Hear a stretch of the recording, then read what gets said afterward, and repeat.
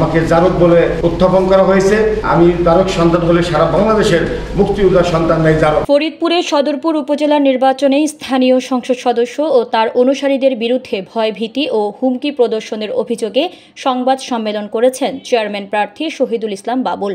ফরিদপুর প্রতিনিধি জাকিব আহমেদ জ্যাক জানান, সোমবার বেলা 12টায় ফরিদপুর প্রেস ক্লাবে অনুষ্ঠিত এক সংবাদ সম্মেলনে তিনি এসব অভিযোগ করেন। সংবাদ সম্মেলনে জেলা আওয়ামী লীগের সাধারণ সম্পাদক শাহ মোহাম্মদ ইশতিয়াক আরিফ সহ অন্যান্যরা উপস্থিত ছিলেন। এ সময় চেয়ারম্যান প্রার্থী শহীদুল ইসলাম বাবুল স্থানীয় সংসদ সদস্যদের বিরুদ্ধে ভোট কেন্দ্রে তার এজেন্ট দিতে দেবে না বলে হুমকির অভিযোগ করে বলেন, প্রতিনিয়ত এমপি ও তার লোকেরা আমাদের হুমকি দিচ্ছে।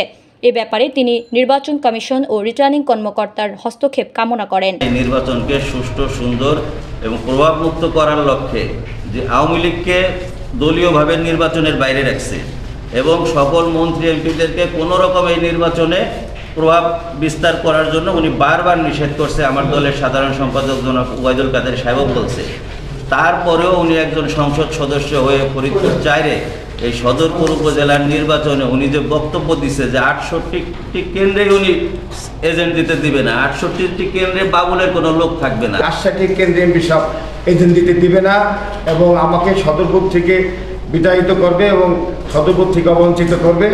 সেই ভিডিও ক্লিপ ইতিমধ্যেই সাংবাদিক সহ সারা বাংলাদেশের মানুষের কাছে আসছে এবং আমি একজন বীর মুক্তিযোদ্ধার সন্তান, আমাকে জারক বলে উত্থাপন করা হয়েছে। আমি মনে করি আমি জারক সন্তান হলে সারা বাংলাদেশের মুক্তিযোদ্ধার সন্তান নাই জারক, এটা আমি নিজেকে মনে করি নিতে। এই যে একটা দুঃখ, আর আমি একটি দুঃখ ভরা কাজ নিয়ে আপনার কাছে আসছি। এই নির্বাচনটা যাতে সুষ্ঠু অবাধ হয়, আমার একটা সুষ্ঠু নির্বাচন সাংবাদিক ভাইদের মাধ্যমে আমি মাননীয় প্রধানমন্ত্রী, মাননীয় প্রধান নির্বাচন কমিশনার, ফরিদপুরের ডিসি এসপি মহোদয় এবং সদরপুরের প্রশাসনীয় ওসি মহোদয় সহ সারা বাংলাদেশের সুশীল সমাজের মানুষের কাছে আমার একটা বিচার, যদি আমি সুষ্ঠু ভোট ব্যবস্থা করে দেন, যদি আমি ভোটে হেরে যাই আমি হত্যা করতে নিব। কিন্তু আমার উপরে এখন এত চাপ, আমার জীবন নাশের হুমকি, আমি এখন টিকে থাকতে পারতেছি না।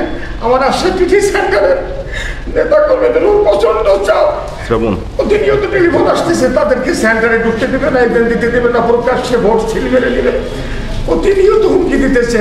স্থানীয় চেয়ারম্যানরা, প্রতিদ্বন্দ্বী চেয়ারম্যানরা, প্রাক্তন চেয়ারম্যানরা, এমপি মহোদয়ের লোকজন এমন হুমকি দিতেছে, প্রকাশ্যে স্থির মেনে নেবে, কোনো এজেন্ট ঢুকতে দিবে না। কারণ এমপি মহোদয় নিজেই বলেছেন যে আমি আশাকৃতি কেন্দ্রে এজেন্ট দিতে দিব না।